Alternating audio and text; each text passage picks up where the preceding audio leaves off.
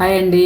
ఈరోజు అయితే మరొక కొత్త రెసిపీతో నేను ఈ చికెన్ కర్రీ ఎలా చేయాలో చూపించబోతున్నాను. కిలో చికెన్ తీసుకోవాలి. ఇలా శుభ్రంగా 4-5 సార్లు కడుక్కోవాలి. చికెన్ ఇలా చూడండి, ఇలా కొద్దిగా ఉప్పు వేసి కడుక్కున్నట్టు తింటే ఇలా మంచిగా తెల్లగా అవుతుంది. చూడండి, మంచిగా ఇలా కడుక్కోవాలి. దాంట్లో కొద్దిగా ఉప్పు వేసుకోవాలి. దాంట్లో కొద్దిగా అర చెంచాడు పసుపు కూడా వేసుకోవాలి. స్మాల్ చెంచాతో నేను ఉప్పు వేసుకున్నాను. ఇది అర చెంచాడు వేసుకోవాలి. దాంట్లోకి 2 కారం చెంచాలు వేసుకోవాలి. రెండు చెంచాలు వేసుకోవాలి. చూసుకొని వేసుకోవాలి. ఇది కారం ఎక్కువ ఉంటుంది. కిలో చికెన్లో దీంట్లో 2 చెంచాలు అయితే సరిపోతుందండి. వేసుకోవాలి. వేసుకున్నవన్నీ కలుపుకోవాలి. మంచిగా చికెన్ ముక్కలకు పట్టాలి. కారం చూసుకొని వేసుకోవాలి. ఇది మేము ఎంత తింటాము, 2 చెంచాల కారం వేసుకున్నాను. ఇలా కలుపుకోవాలి. మొత్తము కలుపుకొని ఒక 7-8 నిమిషాల వరకైనా పక్క పెట్టుకోవాలి. ఇలా మంచిగా కలుపుకోవాలి. చూడండి, ఇలా కలుపుకున్న తర్వాత 7-8 నిమిషాల వరకన్నా పక్క పెట్టుకోవాలి. స్టవ్ ఆన్ చేసుకొని కడాయి పెట్టుకోవాలి. తర్వాత కడాయి వేడైన తర్వాత నూనె పోసుకోవాలి. చూడండి, నూనె పోసుకోవాలి. 5 పావుల నూనె పోసుకోవాలి. 5 పావులు అవుతుంది. నూనె వేడైన తర్వాత ఒక ఉల్లిగడ్డ, పెద్ద సైజు ఉల్లిగడ్డ కట్ చేసుకొని వేసుకోవాలి. ఒక ఉల్లిగడ్డ అయితే సరిపోతుంది. ఎక్కువ ఉల్లిగడ్డ వేస్తే కనుక ఈ చికెన్ కర్రీ తీయగా ఉంటుంది. ఒక ఉల్లిగడ్డ అయితే సరిపోతుంది. ఉల్లిగడ్డ తొందరగా బ్రౌన్ కలర్ రావాలంటే కొద్దిగా ఉప్పు వేసుకోవాలి. దీంట్లో చూసుకొని వేసుకోవాలి, ఎక్కువ వేసుకోకూడదు. ఉప్పు వేసిన తర్వాత కలుపుకోవాలి. కొద్దిగా ఇవి బ్రౌన్ కలర్ రాగానే ఇవి అల్లం ఎల్లిపాయ పేస్ట్ వేసుకోవాలి. ఇంట్లోనే నేను తయారు చేసుకున్నాను. వేసుకోవాలి. ఫ్రెష్ అల్లం వేసుకోవాలి. అల్లం ఎల్లిపాయ పేస్ట్ కలుపుకోవాలి.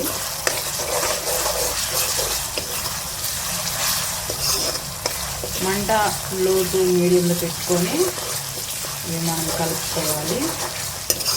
పచ్చివాసన పోయేంత వరకు కలుపుకోవాలి.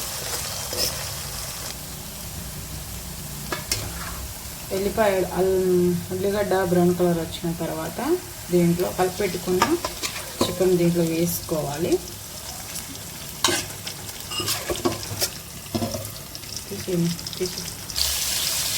వేసుకున్న తర్వాత కలుపుకోవాలి మంచిగా.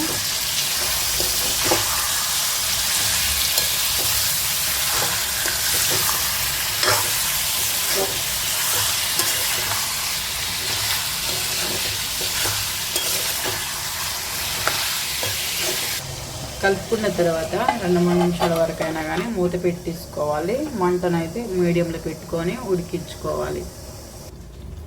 2 నిమిషాలు అయిన తర్వాత మూత తీసుకోవాలి. చూడండి, ఇలా మనం కలుపుకోవాలి. ఆయిల్ కూడా పైకి వచ్చేది మంచిగా నూనెలో మంచిగా అది ఉడుకుతుంది. ఇలా చేసుకుంటే కనుక chicken gravy curry super taste మంచిగా ఉంటుంది. ఇది బిర్యానీలో, రైస్లో కానీ, అన్నం చపాతీలో కానీ దేంట్లోనైనా కానీ సూపర్ ఉంటుంది. టేస్ట్ కూడా ఉంటుంది. ఫస్ట్ టైం మన ఛానల్ చూసేటట్టు ప్లీజ్ సబ్స్క్రైబ్ చేసుకోండి, లైక్ చేయండి, షేర్ చేయండి. దాంట్లో 2-3 పచ్చిమిరపకాయలు కూడా కట్ చేసుకొని ఇలా పెద్దగా కట్ చేసుకొని వేసుకోవాలి. వేసుకున్న తర్వాత కలుపుకోవాలి.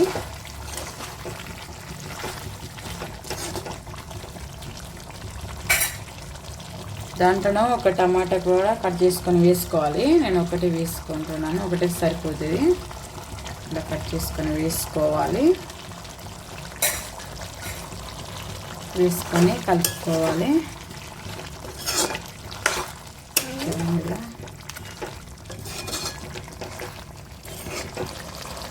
దాంట్లోనే ధనియాల పౌడర్ వేసుకోవాలి. ఒక స్పూన్ వేసుకున్నాం, మరొకటి వేసుకోవాలి, అర స్పూను. ఇది వేయడం ద్వారా కూర కూడా మంచిగా టేస్టీగా ఉంటుంది, బలంగా ఉంటుంది టేస్ట్. దీంట్లోనే గరం మసాలా వేసుకోవాలి, అర చెంచాడు. మనం ఇంట్లో ఉన్న మసాలాలు వాడించున్నాను నేను. వేసిన తర్వాత కలుపుకోవాలి. మన ఇంట్లో ఉన్న వస్తువులతో సింపుల్గా చికెన్ కర్రీ ఇలా చేస్తే టేస్ట్ అనేది సూపర్ ఉంటుంది. అందులో ఫస్ట్ టైం మన ఛానల్ చూసినట్టుగా ప్లీజ్ సబ్స్క్రైబ్ చేసుకోండి, లైక్ చేయండి, తప్పకుండా సబ్స్క్రైబ్ అయితే చేసుకోండి. ఇలా కలుపుకున్న తర్వాత మూత పెట్టుకోవాలి.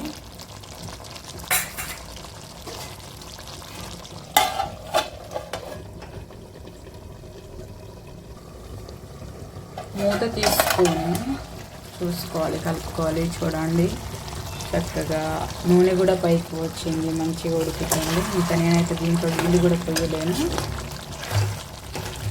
ఇలా టమాటాలు కూడా మంచిగా ఉడికాయి. చూడండి గ్రేవీ ఎంత మంచిగా కనిపిస్తుందో. ఇలా సూపర్ చపాతీలో అన్నం వల్ల టేస్ట్ ఉంటుంది. కొద్దిసేపు ఉడికించుకోవాలి. దాంట్లోనే కొద్దిగా మనము ఈ చికెన్ మసాలా వేసుకోవాలి. అర చెంచాడు కన్నా కొద్దిగా నూనె వేసుకొని కలుపుకోవాలి.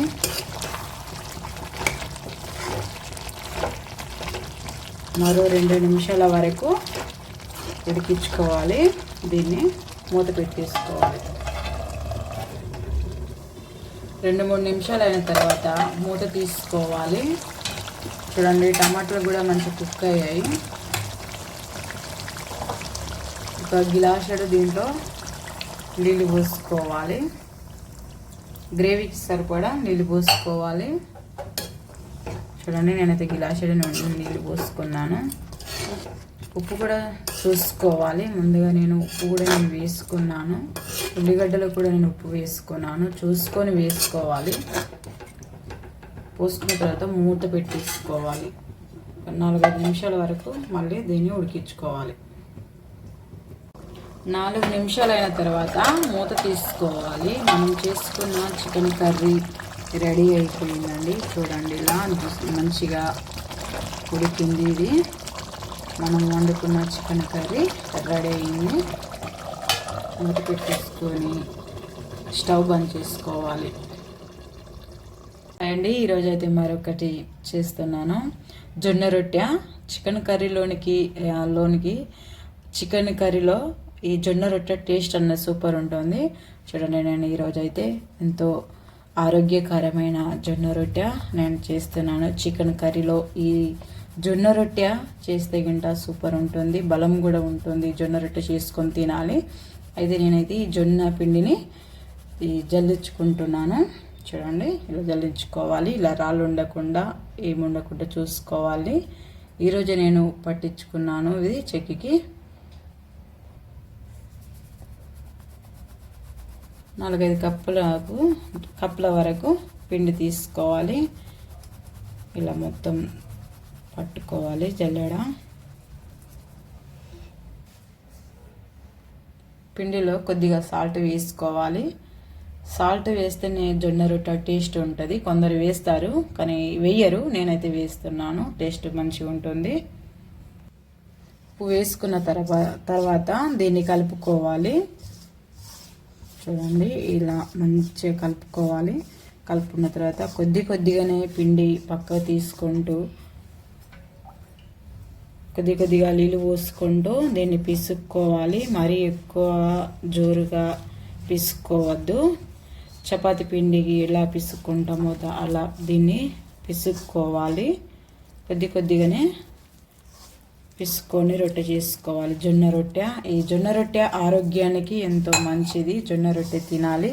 అన్నం తక్కువ చేసి ఈ జొన్న రొట్టె ఒక్క రొట్టె తింటే చాలు, ఆకలి కూడా వేయది. మంచిగా ఇలా మనము చేసుకోవాలి. చూడండి ఇలా మనము కలుపుకోవాలి. పిండిని మంచిగా పిసుక్కోవాలి. చూడండి ఇలా కొద్దిగా సేపు అయినా కానీ మనము పిసుక్కోవాలి. ఇలా ముద్ద చేసుకొని మంచిగా దీన్ని పిసుక్కుంటే కొద్దిగా స్మూత్గా సాఫ్ట్గా అవుతుంది. ఇది ఇలా కలుపుకోవాలి, పిండి పిసుక్కోవాలి. ఈ సైజు ముద్ద మనం చేసుకోవాలి. కొద్దిగా నీళ్ళు ఇట్లా చేతిలో పెట్టుకొని ఇది రౌండ్గా చేసుకోవాలి. నేనైతే ఇది ఇలా రౌండ్గా చేస్తున్నాను. ఈ సైజు సరిపోతుంది జొన్న రొట్టె. నేనైతే దీన్ని ఈ యొక్క కవర్ పైన నేను చేస్తున్నాను జొన్న రొట్టె. చూడండి, ఇలా పేపర్ దీంట్లో ఈ కవర్ వేసుకోవాలి.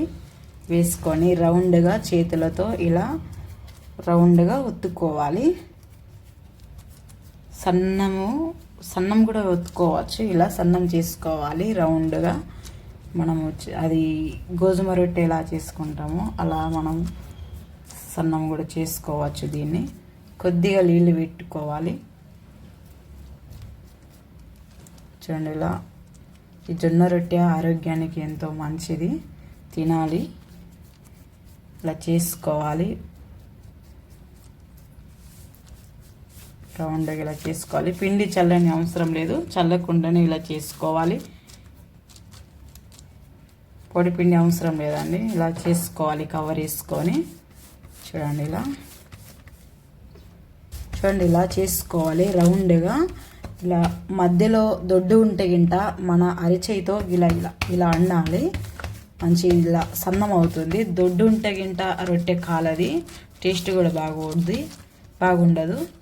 చూడండి, ఇలా రౌండ్గా మంచిగా రౌండ్గా వస్తుంది. చూసినావు, ఇలా మంచిగా ఇలా సన్నము చేసుకోవాలి. పిల్లలు కూడా ఇష్టంగా తింటారు. మా చిన్నోడైతే జొన్న రొట్టె అంటే మా చిన్నోడికి చాలా ఇష్టము. జొన్న రొట్టె చెయ్యి మమ్మీ అంటాడు. నేనైతే ఇలా స్పెషల్గా నేను చికెన్ కర్రీలో ఈ జొన్న రొట్టె చేయాలనుకున్నాను. అయితే ఈరోజు ఫస్ట్ టైం నేను ఈ రొట్టె చేస్తున్నాను. ఇలా చికెన్ కర్రీలో జొన్న రొట్టె మస్తు టేస్ట్గా అంటే భలే ఉంటుంది. అబ్బా, మంచిగా ఉంటుంది. ఒకసారి ట్రై చేయండి. ఫస్ట్ టైం మన ఛానల్ చూసినట్టు ప్లీజ్ సబ్స్క్రైబ్ చేయండి, లైక్ చేసుకోండి. ఇలా రౌండ్గా చేసుకోవాలి. స్టవ్ ఆన్ చేసుకోవాలి. స్టవ్ ఆన్ చేసుకున్న తర్వాత పెనం పెట్టుకోవాలి. నేను ఈ పెనంలో జొన్న రొట్టె కాస్తా ఇది వేడి కావాలి, మంచిగా వేడి చేసుకోవాలి.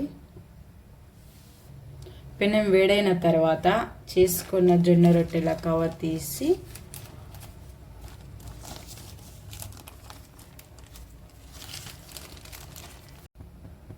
దీంట్లో పెనంలో వేయాలి.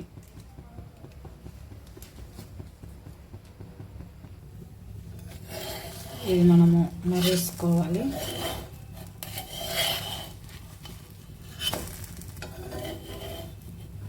కొద్దిగా సేపు కాలనియాలి, పచ్చిగా ఉంటే ఖరాబ్ అవుతుంది. మనం వేసుకున్న రొట్టె తింపి వేసుకోవాలి. ఇలా చూడండి, మంచిగా కాల్చుకోవాలి. మంట కొద్దిగా ఎక్కువ పెట్టుకొని కాల్చుకోవాలి. ఈ జొన్న రొట్టె కట్టెల పైన అయితే మంచిగా టేస్టీగా ఉంటుంది. ఈ పెనంలో కంటే మట్టి పెనంలో కాల్చుకుంటే భలే మంచిగా టేస్టీగా ఉంటుంది. నేనైతే దీంట్లో కాల్చుకుంటున్నాను. మంచిగా ఈ రొట్టె మనము కాల్చుకోవాలి. ఇట్లా పక్కల సైడ్కి కూడా మంచిగా అనుకుంటూ మంచిగా కాల్చుకోవాలి. చూడండి, ఇలా మంచిగా కాల్చుకుంటేనే పచ్చిగా ఉండదు. ఇలా కాల్చుకోవాలి రొట్టె. పక్క సైడ్ ఇలా అనుకుంటూ కాల్చుకోవాలి. ఈ జొన్న రొట్టె ఎక్కువసేపు పడుతుందండి కాలడం, కానీ మనం మంచిగా కాల్చుకోవాలి. ఇలా మంచిగా కాల్చుకుంటే టేస్ట్ కూడా మంచిగా ఉంటుంది. కాలకుంటే రొట్టె పచ్చిగా ఉంటుంది. చూడండి, ఇలా కాల్చుకోవాలి. ఇటు కాలుతున్నాం, ఇంకొక రొట్టె మనం ప్రిపేర్ చేసుకుందాం. కొద్దిగా మంట తక్కువ పెట్టుకోవాలి అండి. ఇలా కొద్దిగా తక్కువ చేసుకోవాలి. ఎక్కువ ఉంటే ఇలా మాడిపోతుంది.